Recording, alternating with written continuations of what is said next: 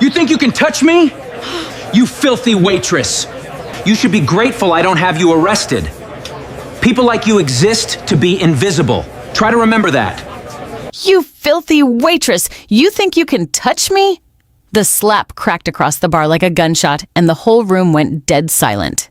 Serafina's head snapped sideways. The tray left her hands. Glasses shattered on the floor at her feet, and a red handprint bloomed across her cheek, bright and instant, the kind of mark that doesn't let anyone in the room pretend they didn't see it.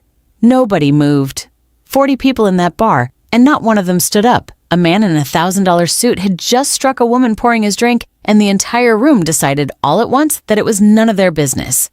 Vaelor Draven straightened his cuff. He actually smiled. He adjusted one diamond cufflink like the slap had wrinkled it, and he looked down at her on the floor with the bored disgust of a man flicking lint off his sleeve. "You should be grateful I don't have you arrested," he said. "People like you exist to be invisible. Try to remember that." And Serafina, on her knees in the broken glass, slowly raised her head. She wasn't crying. That was the first thing that didn't fit. A woman gets backhanded in front of a crowd. She cries. She shakes. She covers her face. Serafina did none of it. She lifted her chin and her eyes were dry, and on her stinging, swelling cheek, she smiled. A small smile. A patient one. The smile of someone who has waited a very, very long time for a door to finally open and has just heard it click. "Thank you," she whispered. Vaelor frowned. For half a second, the richest man in the room felt something cold walk up the back of his neck, and he didn't know why. He didn't know that 3 phones in that bar were already filming. He didn't know his fingerprints were now pressed into the skin of her cheek, his skin cells under her collar where his hand had dragged. He didn't know that the bar's broken security camera had been quietly repaired 2 weeks ago by a man he'd never met. And he definitely did not know that the waitress he'd just humiliated for sport was the wife of the most feared Korean Mafia Boss alive, and that she had spent 7 years building the trap he'd just walked into. The slap wasn't the crime. The slap was the bait. Before we go 1 inch further, if you already want to see this man get everything that's coming to him, tap that like button right now. It tells the algorithm to push this story to people who love watching arrogance meet its match. Trust me, what she's about to do to him is worse than anything you're imagining. Let's go. You have to understand who everybody thought Serafina Cole was, because the lie was the whole point. For 8 months, she'd worked the late shift at a rundown bar called The Anchor, down where the financial district forgets it has edges. She wore a uniform 2 sizes too plain on purpose. She kept her gorgeous box braids tied back and tucked under a cap. She let people talk over her, around her, through her. She was 29 years old, with deep brown skin and the kind of bone structure that should have stopped traffic, and she had spent the better part of a year making sure no one in that bar ever really saw her face. Because invisible women hear everything. The Anchor wasn't a random bar. It sat 4 blocks from the back entrance of Draven Technologies, and the men who ran the dirtiest corners of that company drank there precisely because it was the kind of place men like them assumed nobody important would ever be listening. Mid-level executives loosened their ties and their tongues, lawyers complained about clients they shouldn't name, and Serafina refilled their glasses, smiled at nothing, and forgot not a single word. She had memorized the rotation of every regular. She knew which executive was sleeping with which assistant, which one was being quietly pushed out, which one had started drinking alone and scared. She had a notebook with no names in it, only initials and times, written in a shorthand only she could read. Tonight, Vaelor Draven himself had come slumming. That never happened. Billionaires don't drink at the Anchor. He'd come because he was meeting someone he didn't want seen at a nice restaurant, and Serafina had known he was coming 40 hours before he did, because she had a man on the inside of his calendar. She'd spilled that drink on purpose. A few drops, nothing. A flick of the wrist as she set down his glass. Just enough to give a man with his temper a reason. She had bet 7. Years of patience on a simple, ugly fact about Vaelor Draven. He could not stand to be touched by someone he considered beneath him, and he had proven her right in under 4 seconds. Now she had what she came for: skin cells, fingerprints, and 40 witnesses with cameras. She gathered the broken glass with steady hands, apologized softly to a manager who was too afraid of Vaelor to defend her, and walked into the back. In the staff bathroom, she pulled a small sealed evidence bag from her apron, pressed the collar of her shirt and a swab of her own cheek inside it, and zipped it closed. Then she took out a second phone. Not the cheap one everyone saw her use, a black one, no logo. She typed 3 words and hit send. It's done. Begin. 2 miles away in a penthouse that legally belonged to a company that legally belonged to nobody, a man read those 3 words and set down his teacup. And the war began. By morning, the slap was everywhere. A college kid who'd been in the corner booth posted his clip at 11:47 p.m. By 6 a.m., it had 9 million views. By noon, it had a hashtag. The footage was brutal in its clarity. The crack, the handprint, the cufflink, and worst of all, that line, captured in crisp audio. People like you exist to be invisible. The internet did what the internet does. They found out who he was in 90 minutes. Vaelor Draven, founder and CEO of Draven Technologies, valued at $60 billion, the man who gave TED Talks about human-centered innovation, caught on camera backhanding a black waitress and calling her invisible. Draven Technologies' stock opened down 4%. By the closing bell, it was down 11%. 2 corporate partners paused their relationships pending a review of the situation. A beverage brand pulled him from a campaign. His PR firm issued a statement so limp it made things worse, the words regrettable misunderstanding trending into a joke by dinner. Vaelor sat in his glass office, watching his own face loop on every screen, and felt, for the first time in a decade, the floor move under him. But here's what the public didn't understand. What made them feel powerful when they were actually just the weather?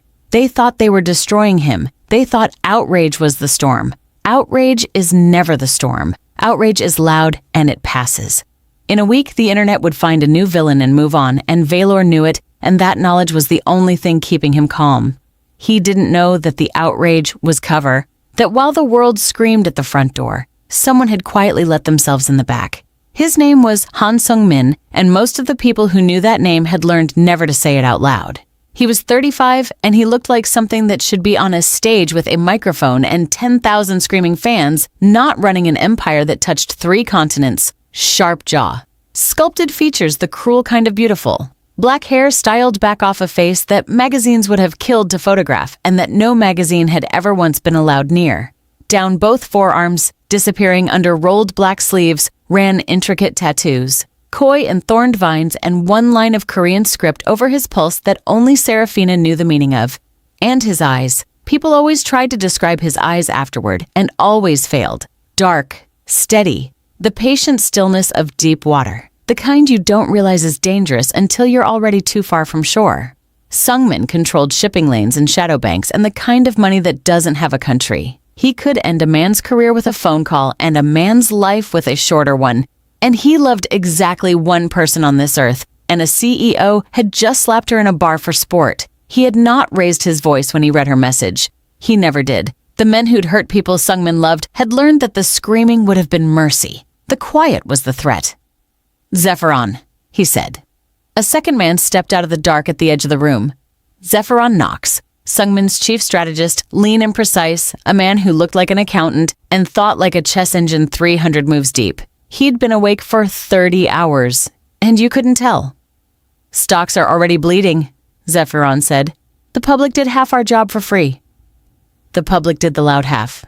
Sungmin finally lifted his hand off the piano. "Do the quiet half. His lawyers first." So began the part the cameras never caught. Over the next 72 hours, every attorney Vaelor Draven tried to hire developed a sudden, inexplicable conflict of interest. The white shoe firm on retainer for 9 years sent a 1-line email withdrawing representation. The crisis lawyer he flew in from the coast landed, checked his accounts, saw something that turned his face gray, and flew home without taking the meeting. Witnesses who could have helped him recant. A bouncer who'd seen the spill changed his story, then stopped answering his phone entirely. 2 executives who knew where Vaelor's bodies were buried suddenly remembered they had grievances and began, carefully, anonymously, to leak. Vaelor assumed it was the scandal. Cowards fleeing a sinking ship. That's what he told himself, because the alternative, that a single hand was moving all of these pieces in the dark deliberately towards something, was too frightening to hold. Sungmin never appeared. No threats, no meetings, no face. He waged the whole war from a penthouse with no name, a ghost dismantling a giant 1 tendon at a time. And he was patient about it in a way that frightened Zephyron, who frightened easily about nothing. He didn't want Vaelor ruined in a week. He wanted him ruined in a way that felt to Vaelor like the universe itself had turned against him, like bad luck compounding into a curse. A supplier Draven Technologies had used for a decade abruptly demanded payment up front. A flattering profile in a major paper got spiked the night before it ran, replaced with a brutal one. A whisper reached Vaelor's biggest investor. True, devastating, perfectly timed. And $1 billion walked out the door over a long weekend. None of it could be traced to anyone. All of it pointed nowhere. Vaelor started to feel watched in empty rooms. That was the signature of the man Serafina had married. He didn't break your bones. He broke your sense that the world was on your side, and then he let you break the rest of yourself, reaching for handholds that kept turning to sand. And the strangest part, the part that would have shattered Vaelor completely if he'd known, Sungmin wasn't even the one in charge of this operation. His wife was. Quick question, and I genuinely want your answer in the comments. If you had this kind of power and someone humiliated the person you love most, would you go loud or would you go quiet like Sungmin? Type loud or quiet. I read every single one. Now let me tell you why a woman with all of this chose to work in a rundown bar for 8 months. This is where it gets dark. The slap was never about the slap. To understand Serafina, you have to go back 7 years to a version of her with a different name and a family that was still alive. Her parents were forensic accountants. Quiet people. The kind who find things in spreadsheets that powerful men assumed no one would ever read closely. And 8 years ago, doing contract work for a firm they trusted, they found something they were never supposed to see. A pattern. Money moving in shapes that didn't make sense, between companies that shouldn't have known each other, all of it bending around a single invisible center the way light bends around something with too much gravity. They didn't go to the press. They were careful people. They made copies, they documented, and they prepared to go to the authorities the right way. They never made it. The official story was a car accident, a wet road, a guardrail, a fire, closed casket. No investigation worth the name. Serafina was 22 and suddenly an orphan, and everyone told her it was a tragedy, an accident, just one of those things. She didn't believe it for a single day. She remembered too much. She remembered her father, in the last week of his life, getting quiet in a way he never got, checking the street through the blinds, telling her mother things in low voices that stopped when Serafina walked in. She remembered her mother, the steadiest woman alive, dropping a plate in the kitchen and just standing there over the broken pieces, not moving for almost a minute. She remembered her father hugging her too long the morning of the day he died, like a man memorizing something. People don't memorize their children before an accident. They memorize them before a sacrifice. What she had, the only thing she had, was a water-damaged flash drive. Father had mailed to a P.O. box the morning before he died, a last reflex of a careful man. Most of it was corrupted, but one fragment survived. A single recovered file. A list of shell companies, and threaded through all of them, recurring like a signature. One name. Draven. She was 22, broke and grieving, and she made a decision that would have sounded insane to anyone she said it out loud to. So she never said it out loud. She would find out who killed her parents and why. And she would burn the whole thing to the ground. She spent the next years becoming someone capable of it. She learned finance the way her parents had. She learned how power actually moves, which is never the way it pretends to.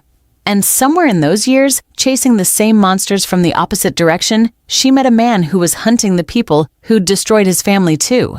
A young, terrifying, beautiful man named Sungmin, who looked at her like she was the first real thing he'd seen in years. They married in secret. They told no one. A marriage between two people that visible would have been a target painted on both their backs, so they buried it. The way you bury treasure. Somewhere only you can find it. And together they built the trap. Vaelor Draven was the loose thread, the careless one, the narcissist too, in love with his own importance to be truly careful. If they could get inside his company, his life, his secrets, they could follow the thread inward to the thing at the center. The people who'd ordered a quiet accountant couple killed for the crime of reading too closely. But you can't subpoena a billionaire on a hunch. You can't get a warrant for a man who owns the people who sign warrants. You need him to commit a crime, publicly, on camera, that puts his DNA in your hand and the law on your side and the whole world watching, so he can't make it disappear. You need him to slap a waitress. So Serafina took off her real name like a coat, hung it in the back of a closet, and walked into the anchor to wait. For 8 months, she poured drinks for the man who was connected to her parents' murder and smiled at him and said nothing. The slap wasn't her humiliation. It was the most patient act of vengeance you have ever heard of, paying off in a single red handprint. Now watch how she turned the law itself into a crowbar. 6 days after the slap, Serafina announced she was suing Vaelor Draven for assault. She did it through a small, fierce, unknown attorney. A deliberate choice, a David against his Goliath, exactly the optics the public wanted. The internet roared its approval. The hashtag came back. Draven stock dropped another 6%.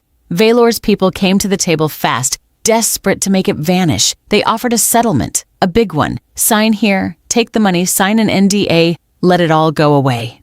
Serafina rejected it. They were stunned. They came back higher. She rejected that one too. They went higher again, a number that would have set up most people for 3 lifetimes. The public cheered her for refusing. She wants justice, not money, the comments said, and they were right, but not in the way they thought. She rejected the settlement 7 times, because every rejection meant the case stayed alive, and every day the case stayed alive, her attorney filed another motion for discovery, another legal demand for documents, records, internal communications from Draven Technologies. All of it relevant, all of it justified by the lawsuit. The court compelled the company to open files it would never, ever have opened otherwise. The public thought they were watching a brave woman hold out for accountability. Sungmin and Serafina were watching a vault door swing open 1 inch per hearing. There was a moment, in the 3rd hearing, that Serafina would keep for herself. Vaelor showed up in person that day. A mistake his new lawyers begged him not to make, but his ego couldn't tolerate being discussed without being present. He sat across the aisle in a suit that cost more than the courthouse paid its clerks in a year, and he looked at the waitress in her plain blazer with an expression of pure, lazy contempt, certain she'd fold any minute. When her attorney requested the next tranche of internal financial records, Vaelor leaned to his lawyer and stage whispered, loud enough to carry, "What does a bar girl think she's going to do with spreadsheets?" Serafina turned and looked at him then. Just looked. The same dry, patient look she'd given him from the floor of the bar. And for the second time, Vaelor Draven felt that cold finger walk up the back of his neck and tell him something his pride refused to hear. That the woman across the aisle understood his spreadsheets better than he ever had and was reading them to find the thread that would hang him. Buried in those discovery documents. Boring, endless, the kind of thing no journalist would ever read all the way through. Were the threads, wire routing instructions, vendor contracts with companies that didn't manufacture anything, board minutes with names redacted that Zephyrins people unredacted in an afternoon. The slap got them in the door. The lawsuit got them the keys to every room. Vaelor didn't take it lying down.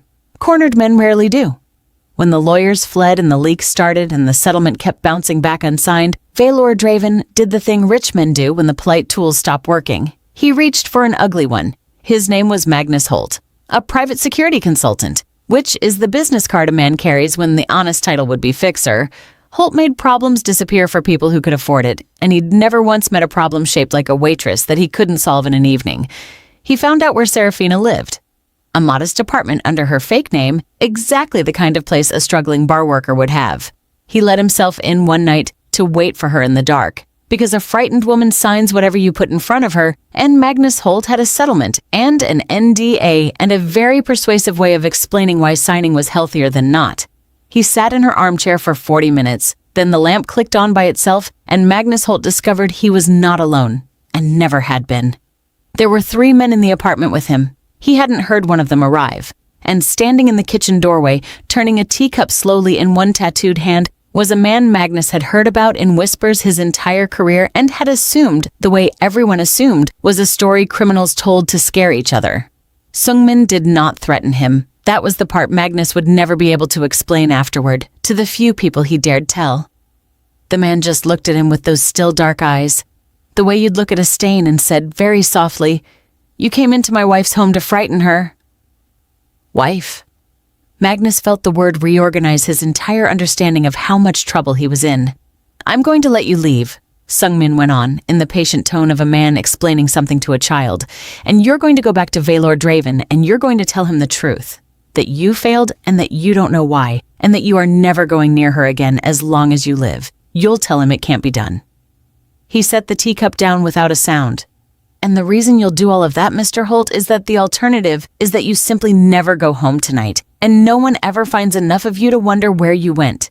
Do we understand each other?" Magnus Holt understood. Magnus Holt left the city by sunrise and was never a factor again. But the visit told Sungmin and Serafina something important. Vaelor was desperate enough to send muscle. which meant he was close to panic, which meant the pressure was working. They had no idea yet that a far more dangerous set of eyes had also just taken note, that the moment a fixer like Holt got spooked off a job, a quiet alarm had rung in a rooftop greenhouse across the city, and a dying woman had smiled and thought, there she is. She couldn't do the next part alone, and she knew it. Some truths are too big to drop quietly. They have to be dropped loud, from a source the public will believe, or the powerful simply bury them again. Enter Nixara Vale. Nixara was an investigative journalist who'd spent her career being almost right about powerful criminals and never quite being able to prove it. 3 times she'd gotten close to the same shape Serafina's parents had seen, that invisible center, that gravity well. And 3 times her sources had vanished or recanted or, once, died. She'd been fired from 2 outlets for being obsessed. She ran her own newsletter now, broke, brilliant, and incapable of letting go. Serafina reached out anonymously at first, feeding her one verified document. Then another. Nixara, who could smell a fabrication a mile off, kept finding that every single thing this anonymous source gave her checked out perfectly. When they finally met, in a parking garage, because Nixara insisted on the cliché and Serafina let her have it, the journalist looked at the elegant, dangerous woman in front of her and said the only thing worth saying. You're not a whistleblower. Whistleblowers are scared. You're not scared. She studied her. What are you? I'm the daughter of 2 people they killed for reading a spreadsheet, Serafina said, and I'm about to give you the story that gets you remembered. The only question is whether you're brave enough to run it when you find out how high it goes. Nixara didn't even pretend to hesitate. For weeks, everything pointed at Vaelor Draven as the spider at the center of the web. The shells traced back to him. The dirty money flowed through his company. He was arrogant, cruel, guilty as sin. And then Zephyron found the thing that broke the whole case open and turned it sideways.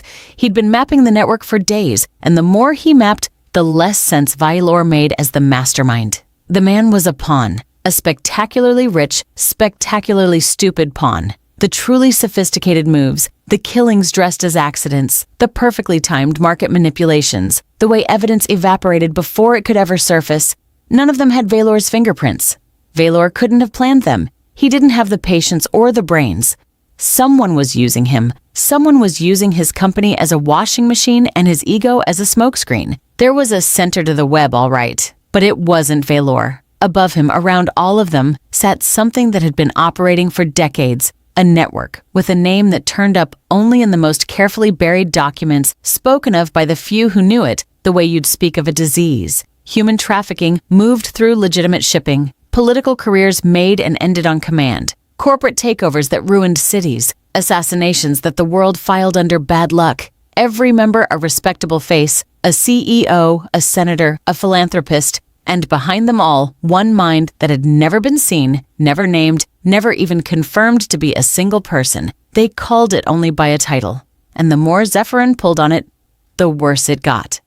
This wasn't a crime syndicate in the way movies mean it. No territory, no soldiers, no street. It was something cleaner and infinitely more evil. A membership. Maybe 40 people across the world, each one a name you'd recognize, each one respectable, each one holding a single thread of a machine that turned human beings into cargo, and elections into purchases, and inconvenient people into accidents. They never met. They never wrote anything down that mattered. They were bound together only by the architect, who alone knew every member, every secret, every leash. Which meant the architect alone could ever expose them, and the architect was the one person no one had ever found.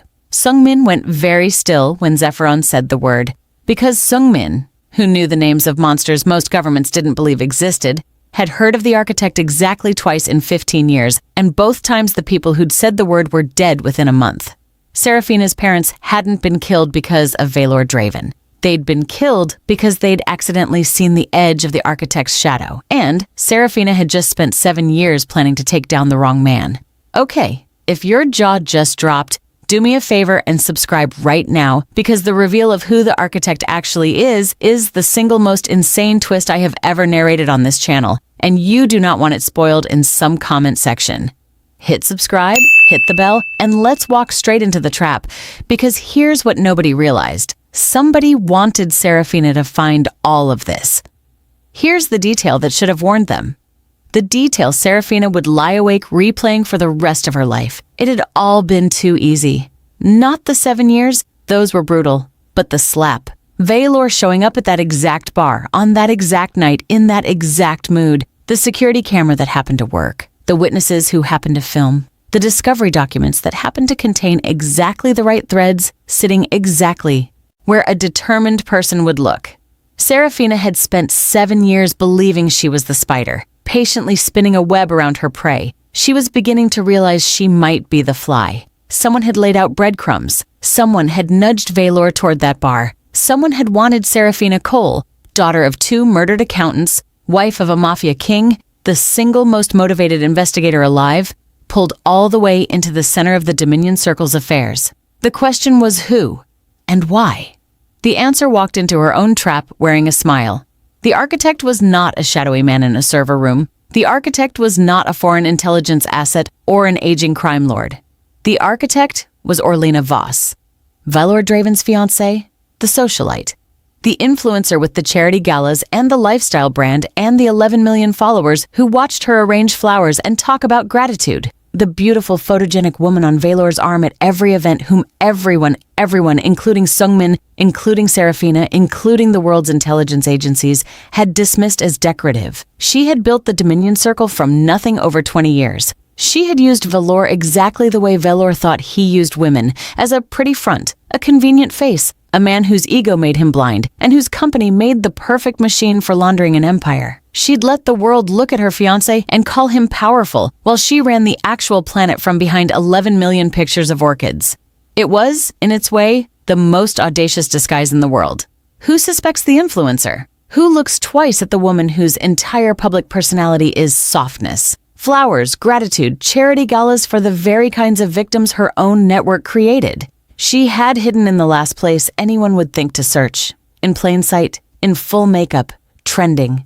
Vaelor proposed to her believing he'd won a trophy. He had actually been recruited, auditioned, and installed, and he would go to prison still not understanding that the woman he'd planned to marry had chosen him precisely because he was too vain to ever notice he was the front for his own fiancé's crimes. And now, she was dying. A long illness, a quiet one, the kind that money slows but cannot stop. She had maybe a year, and Orlena Voss had looked at the monstrous things she'd spent her life building, the machinery of suffering with her own hands all over it, and she had made a decision that no one in her organization would ever have predicted. She wanted to destroy it, but she couldn't simply confess. The Dominion Circle was a hydra. Cut off the head and a dozen members would scatter, rebuild, vanish into respectability, and surface again in 10 years under new names. To truly kill it, you needed someone to inherit it, learn it from the inside, hold every secret she held, and then burn it all down with full knowledge of exactly where every body was buried. She needed a successor. She had spent 2 years searching for the one person ruthless enough, brilliant enough, and motivated enough to do what she could not finish. Someone the Circle had personally wronged. Someone who would never, ever be tempted to keep the Empire instead of ending it. She found Serafina Cole. The slap was Orlena's design. She'd nudged Vaelor toward that bar. She'd had the breadcrumbs laid. She'd engineered the public spectacle, the lawsuit, the discovery, all of it. A grand and terrible job interview for a candidate who didn't know she was applying. When Orlena finally revealed herself, a video call, her face calm and amused and unbearably tired, she said it plainly. "I didn't take your parents from you, Serafina, but I know who gave the order, and I know where he's standing right now, and in 20 years, you are the only person who has ever frightened me." A thin smile. "I'm dying. I built a monster. I'd like to hand it to the one person on Earth I trust to kill it. Will you take it?" This is where the story stops being about revenge and starts being about a marriage. Because Sung Min said no. Not no. This is dangerous. A flat, absolute, immovable no. He had spent his entire life in the world Orlena was offering to hand his wife, and he knew exactly what it cost to carry it. He'd seen what proximity to that kind of power did to the soul. He had married a woman who'd given up an empire to be loved as herself, and now another empire was reaching for her, and every protective instinct in his body said the same word. "We have enough," he told her that night in the penthouse with no name. "We have the DNA. We have Vaelor. We have Nixara ready to publish. We expose what we can prove, Vaelor falls, and we disappear. We go somewhere with no extradition and a beach, and we stop. We've already won. We haven't won anything. Serafina's voice was quiet, the dangerous quiet she'd learned from him. Vaelor is a doorknob. If we take him and run, the circle survives. The trafficking survives. The next two careful accountants who read the wrong spreadsheet, they die Sungmin, the way my parents died, and I will have had the whole thing in my hand and let it live. You'll be inheriting a machine built on murder. I'll be inheriting the only key that can unbuild it. They stood on opposite sides of a room for the first time in their marriage. Not over another person, not over betrayal, over what kind of people they were going to be. He wanted to protect her and run. She wanted to walk into the fire because she'd finally found a way to put it out. If you do this, he said, and for the only time in this entire story his voice was not steady, I might not be able to keep you safe. I know. Then why? She looked at him for a long moment, and when she answered, it wasn't an argument. It was the truth that had run under every single thing she'd done for 7 years. Because my mother hid a bleeding stranger for 3 days and never asked who he was. Because that's the woman who raised me. And if I take the easy exit while that machine keeps eating people, then they didn't just kill my parents. They killed who my parents made me. She wiped her face once, hard. I'm not asking your permission, Sungmin. I'm asking if you'll stand next to me, but I'm going either way. He didn't answer her that night. He left, the only time in their marriage he ever walked out of a room from her. And he was gone 3 days, and Serafina prepared to do the most dangerous thing of her life alone and made her peace with it. On the 4th morning, he was at the kitchen table when she woke, 2 cups of tea poured, the way her father used to. He'd shaved. He looked older and somehow lighter, like a man who'd set down something he'd been carrying so long he'd forgotten its weight. I spent 15 years, he said, not looking up, building walls high enough that nothing could reach the people I loved. And the woman I love just told me the walls are a cage. He finally met her eyes. I'm not losing you to a beach in a country with no extradition. Watching you hate yourself a little more every quiet morning. If you're walking into the fire, then I'm not going to keep you safe. He slid the 2nd cup across to her. I'm going to walk in with you and make sure we both come out. That was the closest Han Sungmin ever came to saying the word yes. It was also, Serafina would say later, the moment she actually married him. The first one had been paperwork. This was the vow. It did not stay quiet. The moment the Dominion Circle's other members sensed the architect turning against them, and they sensed it fast because that's how they'd survived this long, they went to war. Not with guns in the street, with everything worse. Frozen accounts, manufactured scandals, a coordinated global attempt to erase Serafina, Sungmin, Nixara, and everyone they'd ever spoken to before the truth could surface. So Serafina and Sungmin did the only thing left. They surfaced it all at once. But the circle got one strike in first, and it nearly ended everything.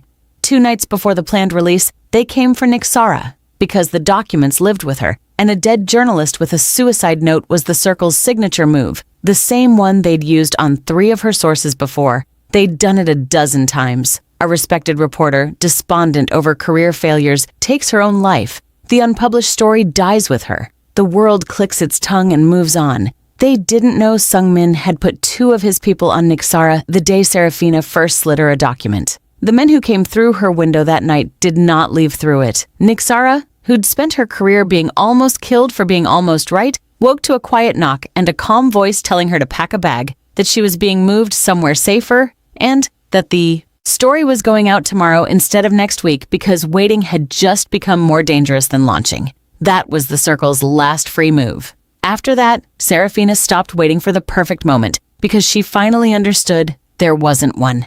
There was only the moment you forced. Nixara Vail published at midnight, not an article, a flood. 46,000 documents, cross-referenced, verified. The work of months dropped in a single irreversible instant. The shell companies, the wire routes, the names behind the redactions, the shipping manifests that weren't carrying cargo, the accidents with the order memos attached. Everything Serafina's parents had died trying to assemble, finished by their daughter and detonated across every server on Earth simultaneously so that no power on the planet could put it back in the box. The world came apart at the seams. A sitting senator was arrested at an airport trying to leave the country. A philanthropist was pulled out of a board meeting in handcuffs on live television. Fortunes that had existed for generations evaporated between one banking day and the next. 3 governments opened emergency investigations before breakfast. Billionaires who'd dined together for decades began frantically to inform on each other, each one racing to be the witness instead of the defendant. It moved faster than anyone could contain because Serafina had built it to. She'd learned from her parents' deaths, the one rule the powerful rely on, that the truth can always be buried if it comes out slowly enough, one brave person at a time, each one isolated and silenced before the next. So she'd done the opposite. She'd held everything back, resisting every urge to leak a little, and then released all of it in a single, irreversible second across every jurisdiction on Earth at once. Too much, too fast, too public for any single hand to stuff back into the dark. By the time the Circle's lawyers woke up, the documents were on 40,000 servers in 90 countries and quoted on the morning news. There was no front door left to guard. The house was already on fire from the inside. And Vaelor Draven, arrogant, careless Vaelor, who'd started all of this by slapping a waitress for the crime of touching him, was arrested in his glass office while his own stock hit 0. Still, even then, not fully understanding that the woman he'd struck had not been seeking revenge for the slap at all. The slap had simply been the day he handed her the key to his entire world. Serafina went to see Orlena at the end. She had to. You don't take a thing this heavy from someone's hands without looking them in the eye. The architect was smaller now than her legend. Wrapped in a blanket despite the warm glass room, the oxygen line finally not hidden, her sharp eyes the only thing left at full strength. You did it cleaner than I would have, Orlena said. I would have kept 3 or 4 of them alive. Useful ones. You kept none. A dry, approving sound. Sentiment. It'll get you killed. It's also the only reason I chose you. Why the slap? Serafina asked, the question that had haunted her. You could have just told me. Sent me the documents. Why 7 years? Why my parents' killer dangled in front of me like bait? Why make me earn it through that man's hand on my face? Orlena was quiet for a moment, looking out at the city she'd half poisoned and was now watching burn clean. Because I had to know you'd never break, she said finally. Anyone can want revenge. I needed someone who could stand in front of the man tied to her parents' murder, hold a tray, and smile for 8 months. I needed someone whose patience was deeper than her rage. She met Serafina's eyes. If you'd cracked even once in that bar, yelled, quit, broken character, I'd have chosen someone else and you'd never have known I existed. The slap wasn't your test, Serafina. The 8 months of silence before it was. Then, Orlena Voss reached under her blanket, pulled out one last drive, the master key, the names she'd kept back even from Nixara's flood, the deepest members who thought they were safe, and set it on the table between them. The rest of them, she said, the ones still smiling, finish it. She died 4 days later, in her sleep, having lived just long enough to watch her empire collapse from the inside, exposed by the one weapon she'd built specifically to destroy it. The dust took a year to settle. And when it did, the world was quietly, permanently different. The Dominion Circle did not survive. With Orlena's final list in Nixara's hands, the last hidden members fell one by one over the following months. No scattering, no rebuilding, no surfacing in a decade under new names. Serafina made sure of it. She had inherited a machine of suffering, and she used it briefly for exactly one purpose, to take itself apart down to the last bolt. Then she dissolved it. Nixara Vael won every award there is and spent none of the fame on herself. She just kept publishing. Vaelor Draven was convicted on so many counts that the sentencing took 2 days to read aloud. He spent the first month of prison still insisting there'd been a misunderstanding. And Sung Min, the most feared Korean Mafia boss alive, the ghost who dismantled a giant from a penthouse with no name, did the thing nobody who feared him would ever have believed. He dismantled himself. Quietly, deliberately, over that same year, he unwound his own empire, turned the dirty money clean or gave it away, freed the lanes, closed the shadow banks, and walked out of the only life he'd ever known. Not because the law made him, because his wife had looked at the abyss and chosen to fill it in, and he'd decided he would rather build something with her than rule something without her. He kept the tattoos. He kept the dangerous eyes. He just pointed them, from then on, at people who deserved it. Serafina opened a foundation. International, relentless, funded by fortunes seized from the very people who'd built them on stolen lives. It found the victims the Dominion Circle had trafficked and disappeared, and it brought them home, one by one, the way her mother had once hidden one bleeding stranger and asked no questions. Years later, at the opening of the Foundation's largest center, a young reporter caught her on the way in. Nervous, eager, doing her homework, the reporter asked the question she'd built her whole interview around. Miss Cole, that night in the bar, the slap that started everything, was that the worst day of your life?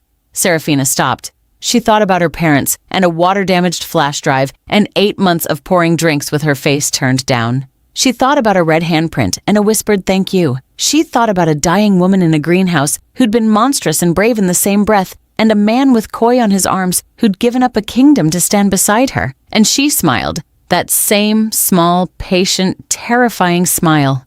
No, she said. It was the day the monsters made their first mistake. And she walked inside. If this one got you, if you didn't see The Architect coming, if you'd watch a full feature film of these two, do 3 quick things for me. Smash that like button. Tell me in the comments, did you suspect Orlena or did she fool you completely? And subscribe, because every single week we drop a story like this one, where the person everybody underestimated turns out to be the most dangerous one in the room. Thank you for watching all the way to the end. I see you. I'll see you in the next one.